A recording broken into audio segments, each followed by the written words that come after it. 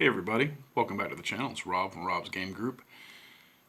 In this video, we're going to be talking about choosing the right setting for your fantasy role-playing game.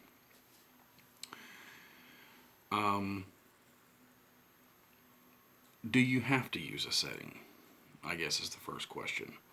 And the answer is no, but it's a no but.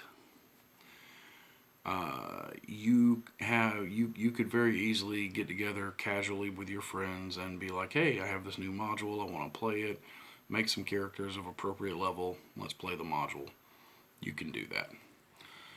But if you're wanting to do a ongoing campaign, I think you are really selling yourself short by not having a campaign setting. And by campaign setting, I do not mean the adventures.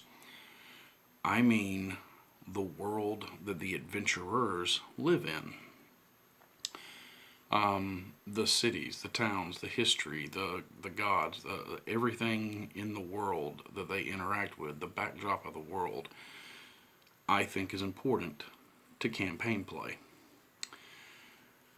If you don't use it, there's going to be little to no depth to your campaign, because your adventures that your party goes on are going to seem like they take place in an echo chamber.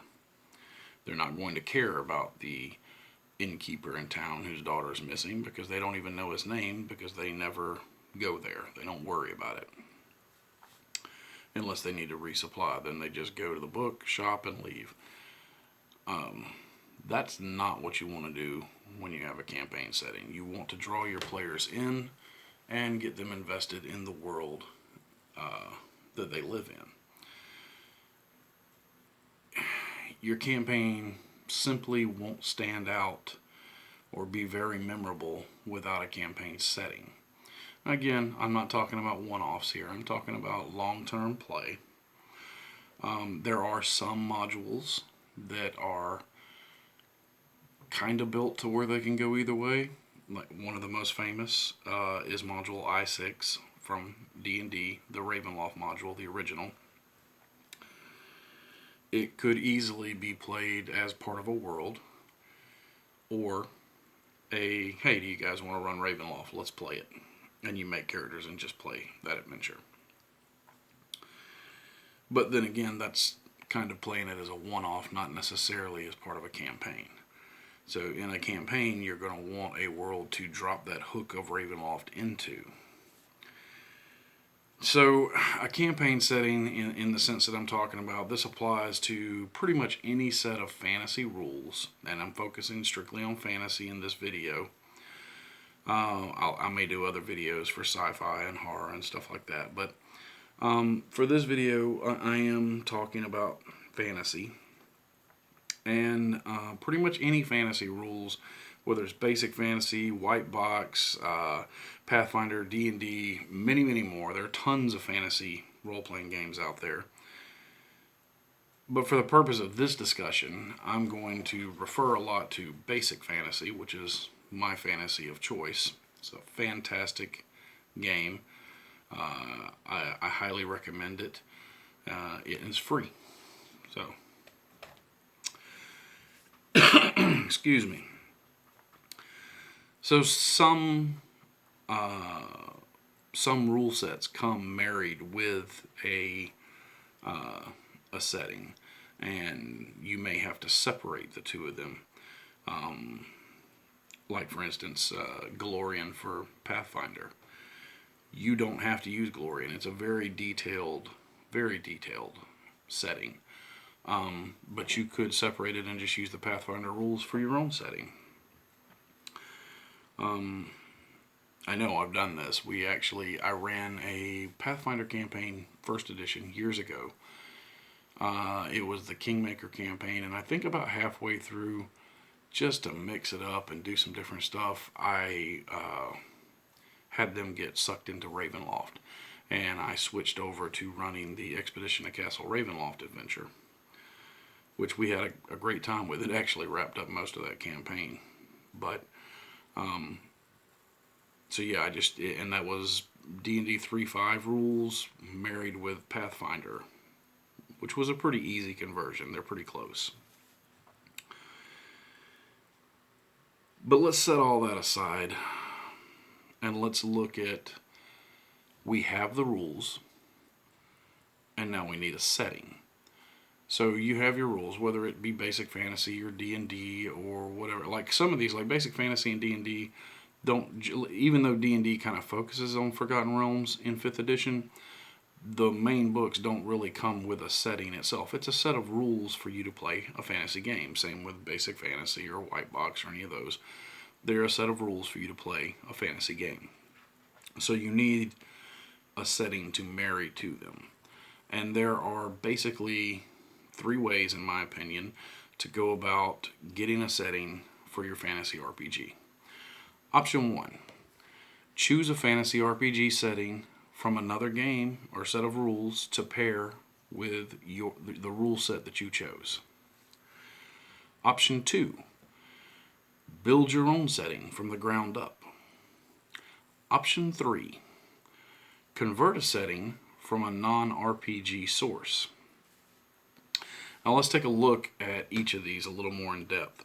So option 1, taking a fantasy setting from another rule set. Like, let's say you like any of the settings from D&D. You have Forgotten Realms and Greyhawk and Dragonlance and Ravenloft and Dark Sun and Planescape and Eberron and more that I'm forgetting right now. And maybe you like aspects of the story behind those particular settings, but you don't care for the D&D rules. So, but the same thing could be said for maybe you like the story to Palladium Fantasy's world, but you don't care for Palladium Fantasy's rules. Again, Pathfinder, the same thing. Maybe you like the Pathfinder rules, or like the Pathfinder world, Golarion, but you don't care for the Pathfinder rules. Sometimes converting those over is going to be an almost seamless transition. Most of the time, however, it is going to take some work on your part. Maybe it's the races, maybe it's the classes, maybe it has to do with the magic system or the spells. Something will likely have to be converted. And depending on how much work you want to put into it, is how much it's going to feel like that initial setting. Like, for instance, I can very easily convert Palladium's fantasy world over to Savage Worlds, but they don't have a race to represent, like, say, the Wolven, for instance. However, Savage Worlds has a race creation rules, so I could just work up the race creation rules for the Wolven, and boom, there we go. On the other hand, most of the world's story, god, faction, history, and more is going to be fleshed out for you in the setting. So that's going to make it a lot easier for you to have things to draw on for your stories. Especially if it's a well-known setting, like let's say Dragonlance, for instance. A lot of gamers, especially older gamers, are very familiar with the Dragonlance, the War of the Lance, and all that stuff. And they're going to be able to buy into that world very easily because they're already familiar with it. So that's a benefit to it right there. Yes, there'll be some work, but a lot of your main work is done for you. Option 2, building your own setting. Now, I've done this many times. I could probably do an entire video series on this, but I'm just going to hit a couple of highlights. This one's a lot of work, I'm not going to lie to you, because you have to create everything. The history, the gods, the factions, the maps, literally everything. Or borrow and rename from somewhere else. Now, this can take a long time, and it can be a huge endeavor. And you probably will fail several times, and do what I've done, which is where I've gone back over the years and I've taken many of the campaign settings that I created for my own reasons, and I took bits and pieces. Well, I like this, I like this, I like that, I didn't like this, I'm going to leave that alone. And you take the bits and pieces you want, and eventually you put together a more solid foundation for a campaign setting. It took me years to get my Blackshar, which is my home campaign setting for fantasy that I use. It took me years to get it together. And I'm still adding to it all the time. I get new inspiration for things, and I'm like, man, that's really cool. I want to add that to the world. So maybe it's a faction. Maybe it's some type of magic item, something. I don't know. I just try to put it all together. The flip side to it being a lot of work, though, is that you are in total control. You get to represent each aspect of the setting 100% the way you want to. And there is great power in that. But with great power comes great responsibility to do a good job. To make your world come alive. You want to make it a place that others want to play. And that is your job with this option, is you have to make it more than just vanilla fantasy. It can't be just, another collection of villages with a castle on the hill and, there's a lord there that needs to be taken out. You need a history to your world. You have to really work up different factions. What are they doing? What are their motives? What are they moving about in the background that the players don't see right up front? And again, like I said, I could probably do an entire video series on campaign setting creation, and I might actually do that at some point. But yeah, it gives you a lot of that control, and if you have the time to put into it, then that's fantastic. But make no mistake, it will be time consuming if you're going to do it right. Option 3.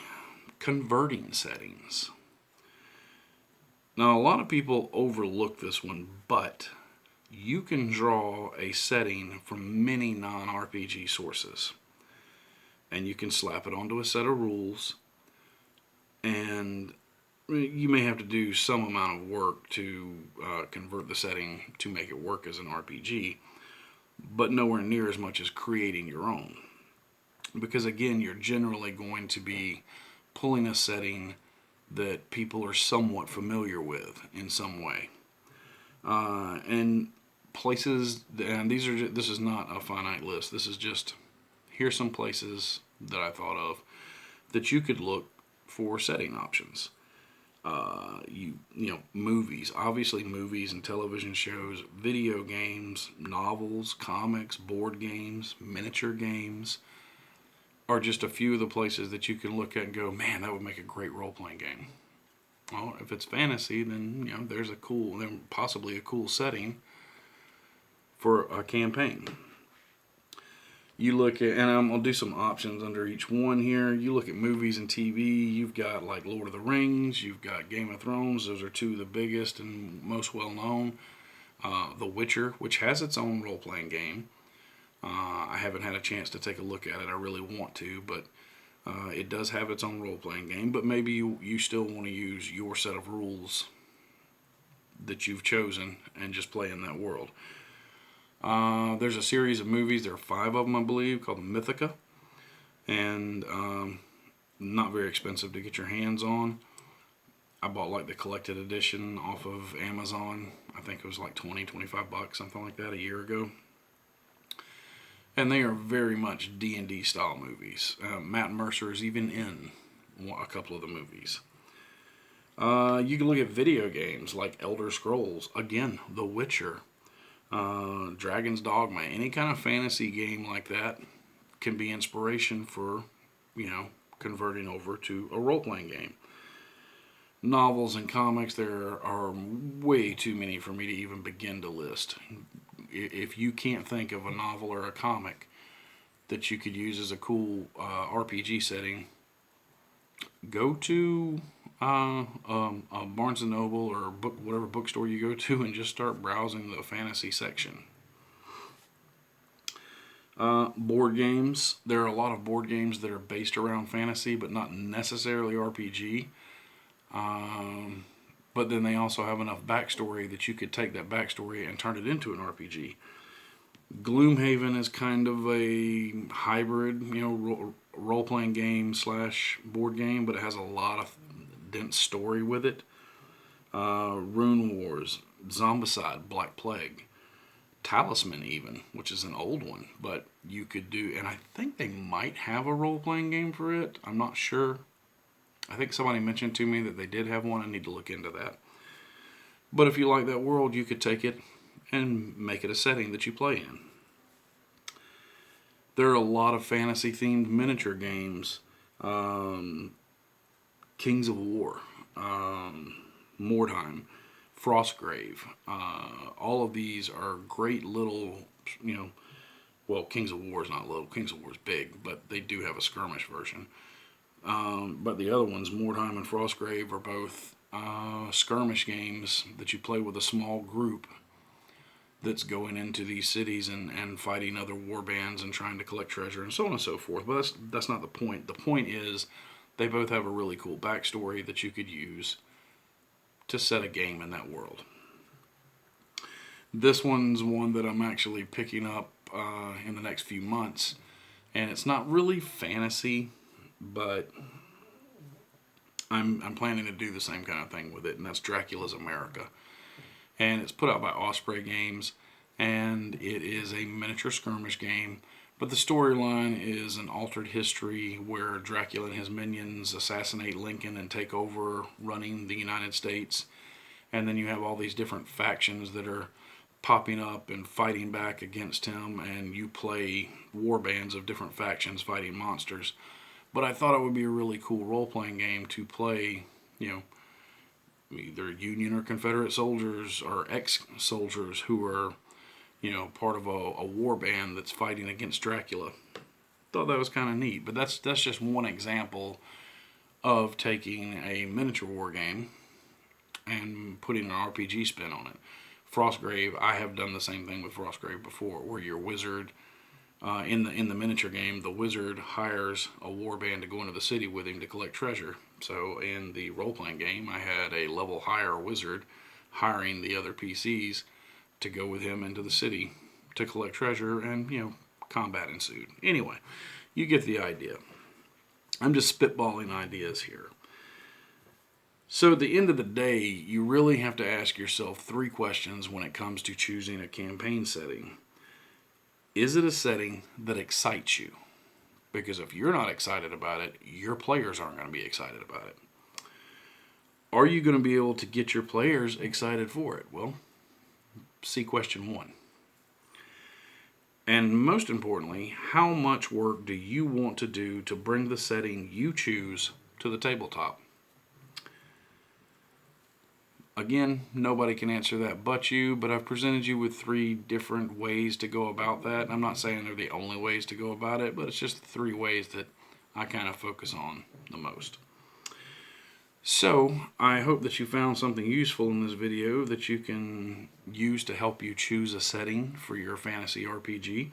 If you have other ideas for ways to choose settings for RPGs, please put them in the comments. I love to read that kind of stuff and communicate with you guys.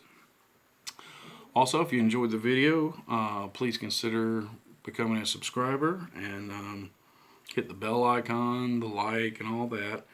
And, become a part of the RGG community. If you'd like to contact us more, see some of the stuff I'm working on, or ask me questions, or other members of my group, you can find us on Facebook at Rob's Game Group, all one word. And that's all I've got for right now. So until next time, good gaming and good luck.